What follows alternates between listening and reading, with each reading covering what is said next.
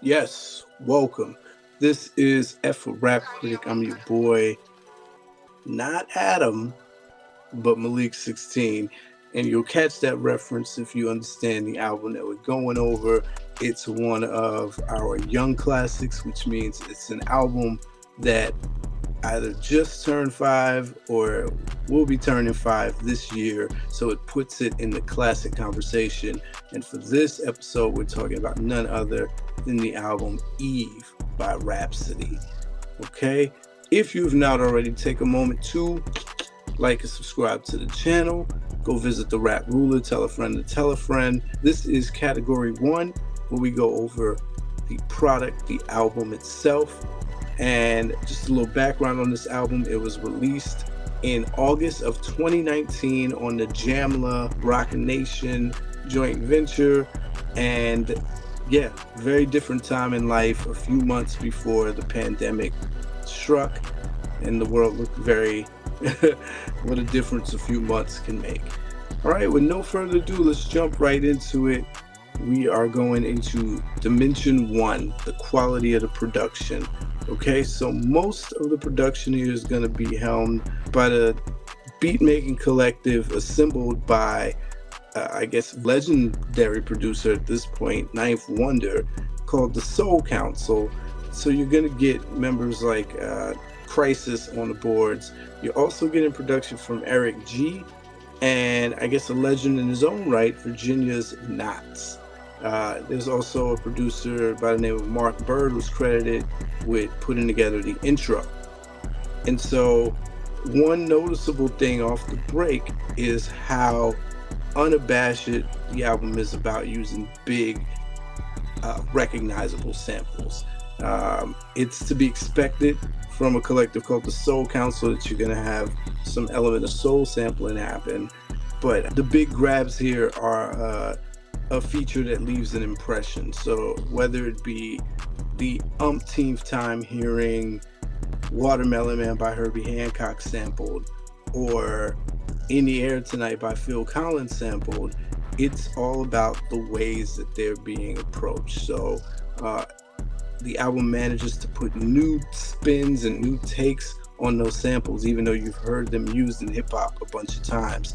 And to the extent not where the sampling is so creative and nuanced, it's just there's an ability to keep it refreshing, right? So if we look at the track Cleo, which samples Phil Collins In the Air Tonight, they don't really do anything with it. It really is a straight rip with just a hip-hop backtrack. They just hip-hopped it out.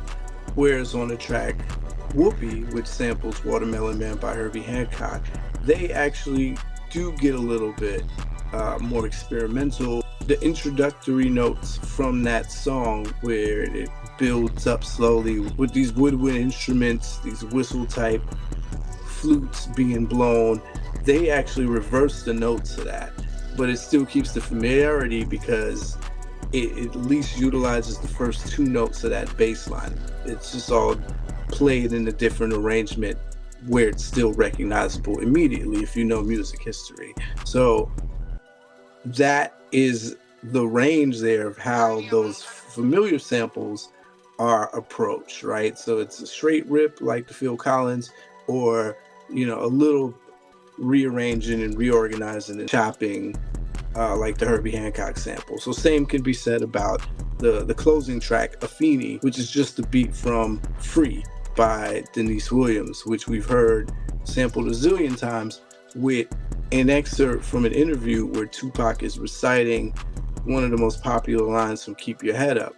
And you can tell that Ninth Wonder ripped that purposely and didn't want it to perfectly line up with the beat, because he wanted it to stand out and have the words be the focal point there. So that winds up being on top of the beat. He could have easily sampled it from the song itself, Keep Your Head Up, but he wanted to take it from that interview so it can play on top of the beat and you can have the words emphasized. The more traditional Ninth Wonder production, the sounds that he got his notoriety from, or the sound that's most associated with Ninth Wonder, is going to come in the form of tracks like Sojourner and Maya. where another big sample rip, he takes a piece from one of the 3 movements of the Erykah Badu song Green Eyes off her Mama's Gun album, which is a cult classic, and just adds a drum and bass to it, because it's a part where there's not a lot of drumming happening. It's a breakdown, and he makes it a continuous beat and keeps her vocals in it that go in and out and splice to accent the mood. It's a very mood-inducing beat, because the original was a somber, it had 3 movements. It was pouring music. So just taking a fraction of that song, you're getting so much transference of soul there. And what they're able to do with it, it's a full kind of beat. It's interesting because Knots and Crisis with their offerings give you Ninth Wonder-esque kind of feels. When you hear the track Iman, which is produced by Knots, it has that Ninth Wonder touch to it. They keep using the sample of the word ebony from the original track, and that sounds like something Ninth would do. Another beat on here that sounds like it would have been a Ninth Wonder production is Michelle, the dance, or the party track, and it sounds and comes off like vintage Ninth Wonder, like when he was making a more up-tempo kind of grooves. There's some more up-to-date kind of beats that sounded like more contemporary hip-hop, like Serena and Oprah, which is really just a basic stripped down drum line. When you think about it, think about the kind of beats that The Baby or Megan Thee Stallion rapped over. Those were becoming popular. They're just easy to rap to kind of beats, club ready bass lines, not much musicality to it, but meant to be kind of up tempo and make you move. Another blatant reworking is the use of the same sample from Liquid Swords that RZA made for GZA. They pay homage by having GZA on it. They use more of the direct sample by keeping the guitar and drum flip that transitions it, as opposed to what RZA did, where it was just a continuous monotonous loop. So this is more true to the bluesy feel of it. But look at that. It's like 5 big samples already, and then you get some of the more subdued or less recognizable samples. But what it does, it makes for kind of a home-cooked feel for the album. Something to consider on a scale from 1 to 5 heartbeats. That takes us to dimension 2, the cohesiveness of the album. Okay, so a few players on the board. How well does it all fit together? Most of the songs fade out, and if they don't fade out, they cut off abruptly and go into the next song. So, for instance, Tyra is the song that precedes Maya, and on Rhapsody's Last Word, we go right into Maya. You get tracks like Cleo that fade out, Serena fades out, but the next song is working its way in there. So there's a definite flow of the songs into each other, and they pause when they need to, but they're not any significant pauses. It's the show keeps going, and we roll into the next song really seamlessly. And if we're thinking about sequencing, there is a conscious effort to have tracks that are more up-tempo come right when there's a need for it, because when you're dealing with a soulful album, one thing to be mindful of is making sure that it's not too slow moving, right? So I think that's why a track like Cleo is put in the introduction, because the first song, Nina, is slow and contemplative, and the decision to not end on that same note was an interesting one. I think choosing the Denise Williams free beat to end on gives it a celebratory and contemplative mood that was probably needed, right? You want to leave with food for thought, but also something to really revel in at the same time. And so in between that, you get tracks like Cleo, you get the Oprah song, you get Serena, and you get Michelle, which are meant to pick things up, because the album is mostly mid-tempo. Tracks like Sojourner, tracks like Whoopi, tracks like Merly, they're all middle ground. And that's where Rhapsody seems the most comfortable. So the tracks that I named that are up tempo are well placed in the beginning, middle, and towards the end, just so you get that sense of balance. And because there's enough beats on here where the other producers who are not Knife Wonder match his traditional style, if you were starving for more Knife Wonder beats like Sojourner, you get that need met because they are capturing and embodying that spirit. And then they're still giving you offerings that just show their own individual style enough where you get a balanced representation of everybody behind the boards here, but they are paired evenly because there's nothing that's too experimental where it's like, where did this come from? Whoopi would be the most experimental track on here because of the instrumentation. There's just no other place where you're hearing those woodwind instruments and that kind of bounce that you get on that track. So yeah, all these things are something to consider when you're thinking about the cohesiveness of the album. On a scale from 1 to 5 heartbeats, that takes us to Dimension 3, the intentional mood and tone. Okay, what was Rhapsody out to do with this album? I have seen it in multiple write-ups and interviews as a women focus or womanist or feminist type album. I do think, in Rhapsody's own depiction of this and how she summarized it, is that it is a celebration and recognition of Black women without being too heavy-handed.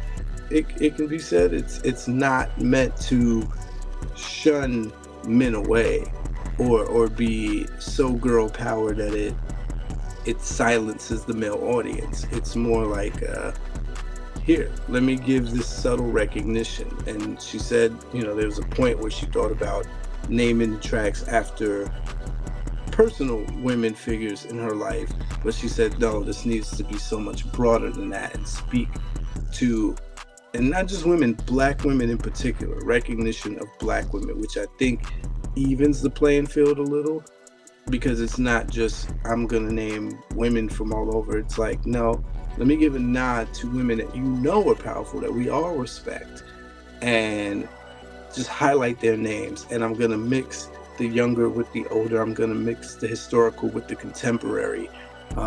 Really interesting, and in a lot of ways it makes it a concept album, even though it's loose because she's still talking about the things she wants to talk about. But the titles are so dynamic and they stand out, very similar to what Kendrick Lamar did on the Damn album with his one-word titles. It makes you have to understand that in some shape, form, or fashion, this song references this title. And since the titles are names, it's like, oh, what do you mean, Tyra? Oh, all throughout the hook, she's saying, damn, I'm fine. Damn, I'm fine. Then she goes on and makes like fashion store references and stuff. Then you really get it. But a song like Serena is less obvious. It's more about tenacity and perseverance and being a champ, that champion spirit. But she's not saying that. She's embodying it in the lines that she's saying, right?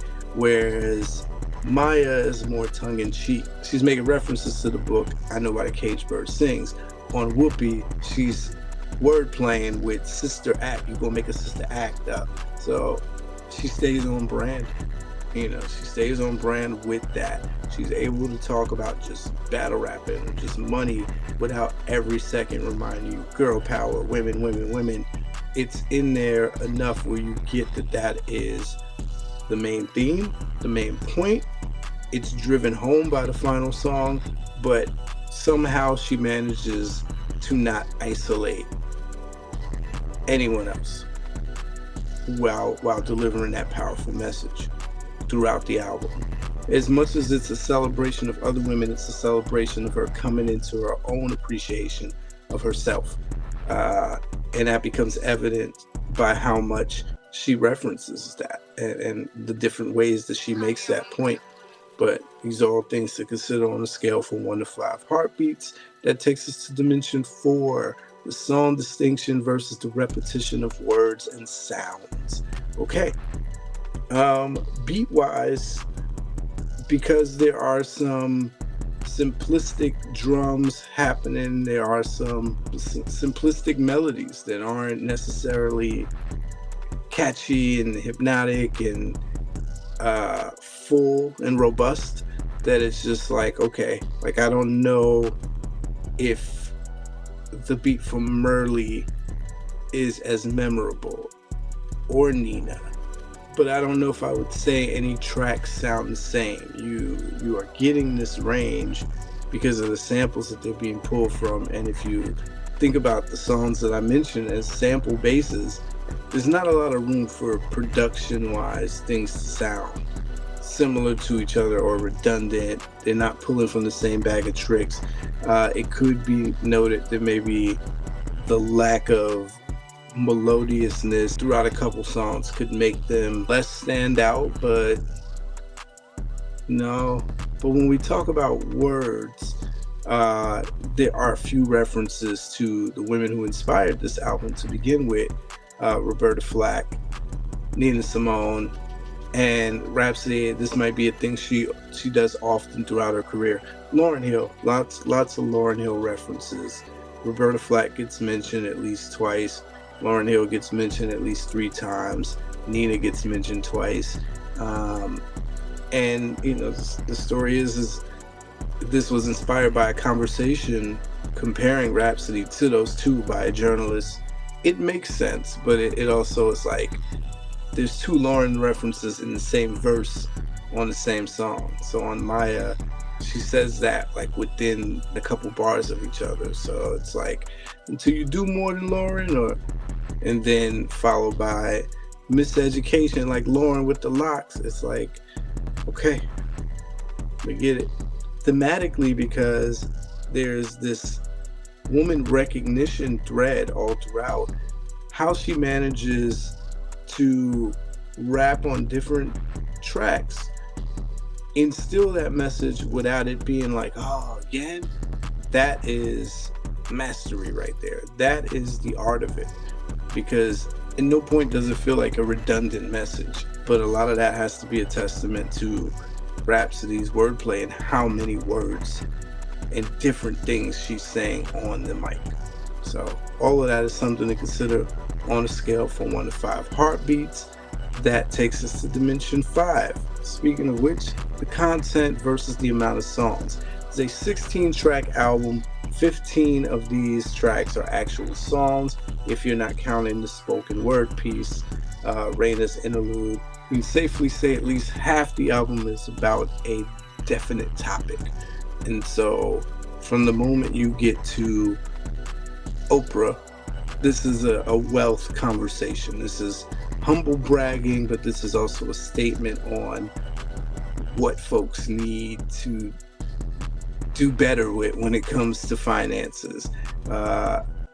It's a mix of here's what you need and here's what I'm doing. Here's how to get like me if you can. When you hear Ed Shepsut, I hope I pronounced that right, the track with Queen Latifah, it is a statement on queens celebrating other queens, recognizing other queens in their many different forms. It's a woman appreciation song, probably the most girl power song, but it's still subtle. It's not even in the vein of what Salt and Pepper were doing with It's a She Thing. It's not even like that. It's more like hey queen, I see you kind of song, and defining what that is. And then you have Afeni, where it's the flip side of that. It's like, yo, men, do better by us. Here's what we need from you. Here's where you're falling short. Here's what would help all of us together be stronger. So a third of that, you get songs where it's definite. And then she does that thing that I mentioned in other episodes from other artists. The bragging rap has different directions. So Cleo is a more aggressive, I'm waking up those of y'all who were sleeping on me. I'm coming bucking at y'all. Similar to Sojourner, right? Sojourner is, I've overcome my struggles, now can't nobody touch me kind of bragging. Whereas Maya is more contemplative bragging. It's like, look, I don't want to be limited because I just want to be fly. I just want to be me.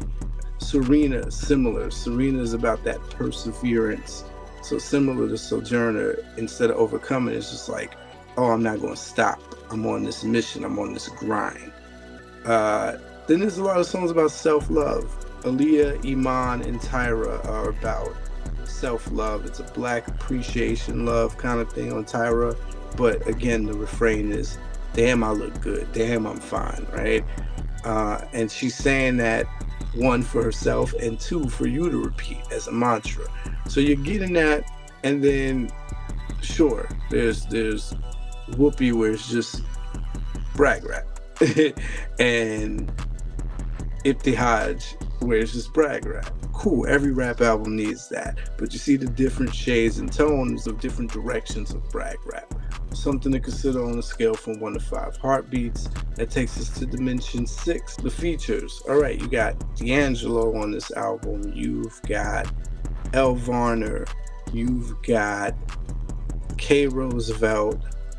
You've got the GZA, just as rare of an appearance as D'Angelo, who you don't hear on everyone's album, when you don't hear from at all, really. PJ Morton, Queen Latifah herself, someone else who you not hear doing features, especially not rap features. She just does not return to music often, so it's a big deal. I think that's one of the hallmarks of this album, getting people who usually don't show up to show up. Big deal. And then you can count J.Cole in that number, because this is right after he declared he's not really going to lend himself out for features like that. And, you know, he wound up going back on that recently, but at that point, that was a big deal. You also have Kaylee 47, Sir, and Mariba, and her Spillage Village brethren, J.I.D. Mariba's feature may not be as memorable as El Varner's feature, because El Varner's voice is so distinct, and she makes sure that she's included in there. She gets a verse, she's saying the hook, her name's being mentioned in the vamp out, where they're doing the whole big old butt thing at the end. You know, with K. Roosevelt, similarly, you may not be as familiar with him, but because he starts the track off, he makes his presence felt. He's like, yo, yo, yo, yo, yo. He's talking, he's saying the hook, to the point where you may not even notice the vocals that he's singing underneath the hook, really singing traditional soul style underneath.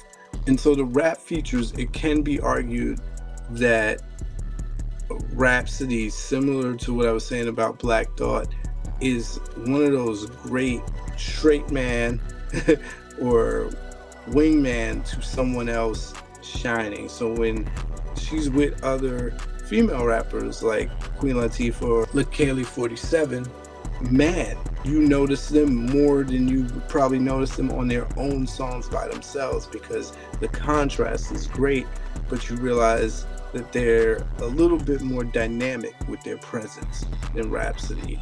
With the male features on there, it's the opposite effect, with the exception of GZA, who just stands out anytime he's on a track because he's just so rare, and he always is coming with a level of profundity and gems being dropped and food for thought and coasting that is just like, okay, yeah, this is what else happened on this track, right? With J.Cole and J.I.D., I feel like there was a conscious effort to step it up, because she knew she was with the spitters. And so on Sojourner, just when you think J.Cole owns this song because he does the hook, Rap comes with this extra long verse and ends it with the, add a mother so you ignorant hear me kind of finish. She does the same thing after J.I.D. does his verse with the Queen Latifah reference, who you calling to come into that song, which is another way of segueing, right? When we talked about sequencing and the flow of songs, perfectly lined up in time. Something to consider on a scale from 1 to 5 heartbeats. Takes us to dimension 7, the question of, do the weakest songs or does the weakest song on the album bring it down? Subjective, it's up to you. Merly and Aaliyah may be kind of forgettable, and that might be mostly because of the production, not necessarily anything that's being done on there. by rap, even though I don't think those songs are as clearly carved out with purpose as some of the other songs. And Nina would fall in that same batch if it wasn't like the lead off video for this album. So I think for a lot of people, that was their first introduction to this album coming and what the album was going to do. So it might hold a special place to a lot of people. If you don't like Elle Varner singing, then you may not enjoy the Michelle track. Or if you don't enjoy the idea of Rapsody trying to make a party song. D'Angelo singing in that warped, deeper voice, sounding like it's D'Angelo with a head cold, might be off-putting for some people. I know there has been conversation in the past with different offerings, like D'Angelo's big comeback with the Black Messiah album, or his first album after 2000's Voodoo, like in almost a decade and change later. And there was some split reviews of the differing sound of that. There were only a couple songs that were reminiscent of what he did on his first two albums. And anyone that's recently heard his song with Jay-Z were kind of split on that. Like, oh, we're waiting for this D'Angelo and Jay-Z collaboration. And it's not the D'Angelo that first comes to people's minds. It's more this, it's abstract. It's abstract D'Angelo, when most people didn't sign up for abstract D'Angelo. They want soulful Piano Man D'Angelo. So if you think that's a pull away or a takeaway from the album that brings it down when you're expecting this traditional D'Angelo feature, that's understandable. The Ninth Wonder style soul samples with vocals in the background, and yes, Sojourner and Maya might get on your nerves if you think the Cleo sample is too much of a basic rip-off of the Phil Collins, if the woodwind instruments on Whoopi are annoying, if the Oprah beat is too simple for you. All those things matter. The Luke sample, Don't Stop, Get It in the background of the Serena, if you think that's annoying. So lots of things to consider here on a scale from 1 to 5 heartbeats when you're thinking about the weakest song, and if it brings the album down. Takes us to dimension 8, Mass Appeal. What legs did this album have to stand on? Did it have a chance to reach a wide audience when it's already being looked at as this woman-centric album? Again, because the execution of it wasn't exclusionary, I think if anything, it brought more male listeners into Rapsody's world than any project before, because of the attention. And when we think about the rollout, it was a genius rollout. I remember the track list being revealed. I remember each title having a different image of the woman that it was titled after. Again, using the familiar to create familiarity with your own thing. That's part of branding.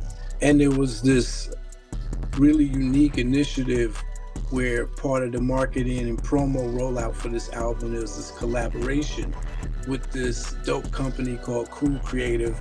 And I'll go over that in a little bit more detail in the next category, category 2. That's another piece to this movement that Rapsody's created with this album. So there was some thinking there. There was some thinking from the team.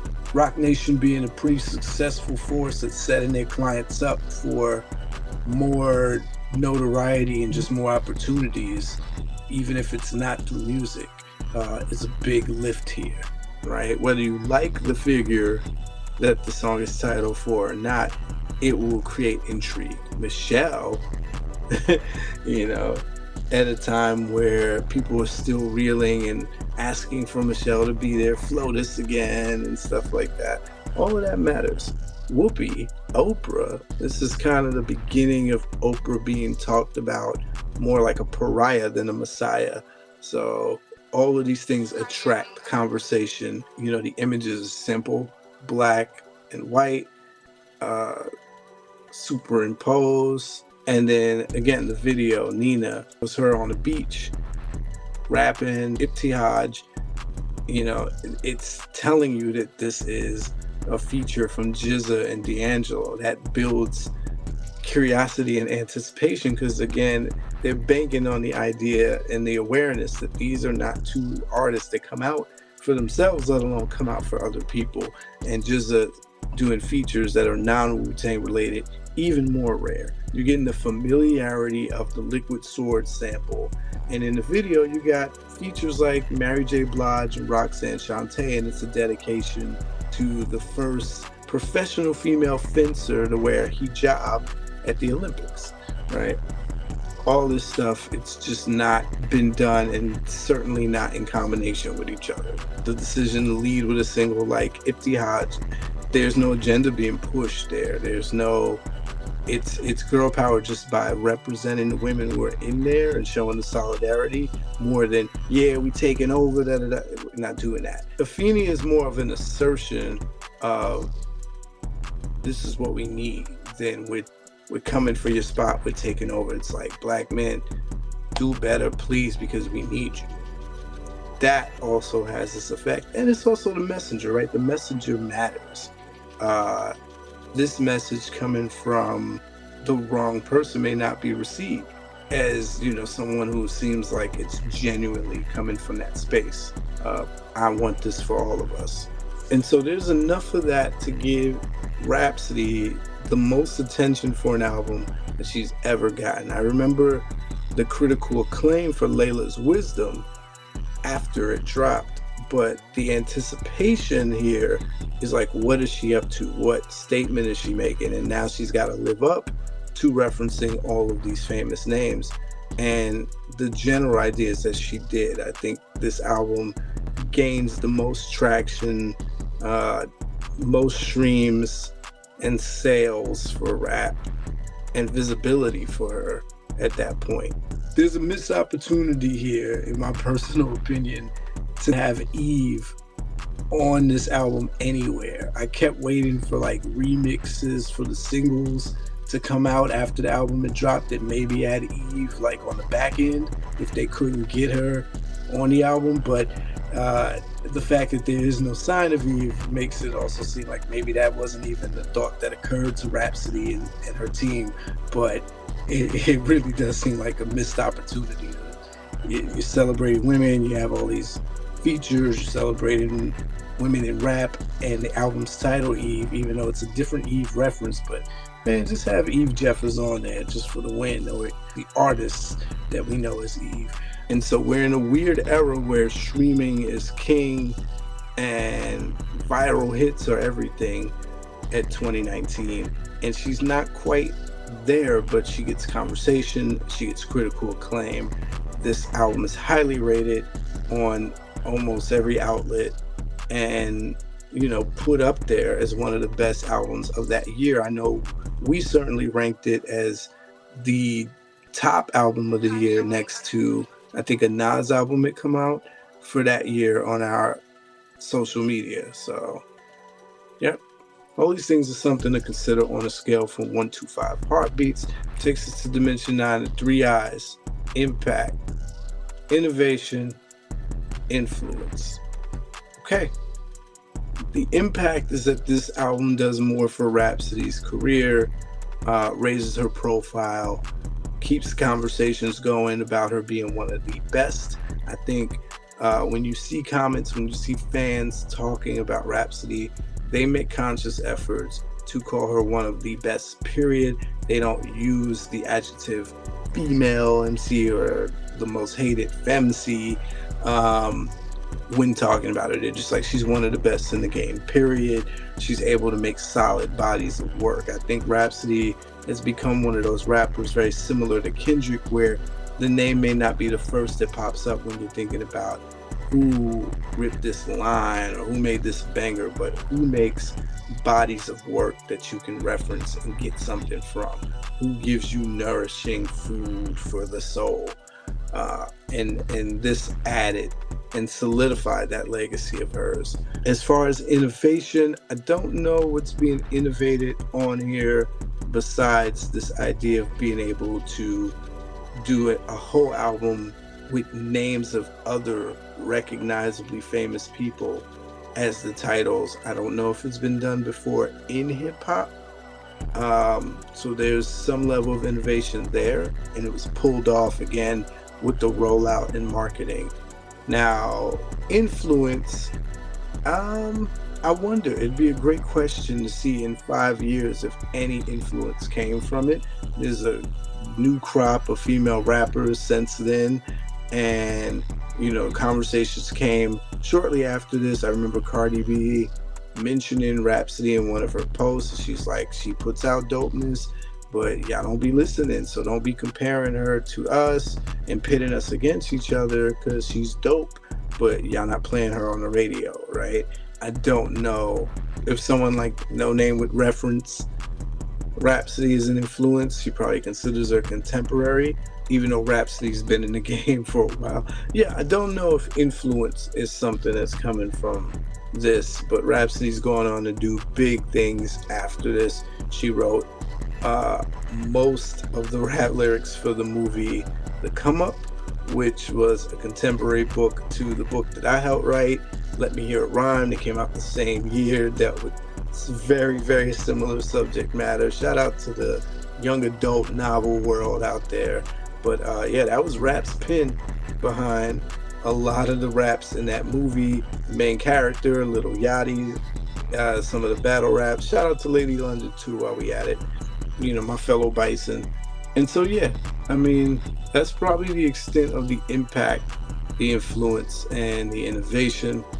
If y'all pick up on anything that I left off there, throw it in the comments. Something to consider on a scale from 1 to 5 heartbeats. Takes us to the final dimension, the overall uniqueness and timelessness of this album. Time will tell, but 5 years later, this is still an album that generated think pieces. It has that sample cheat code and soul benefit, so it has a timelessness quality to it.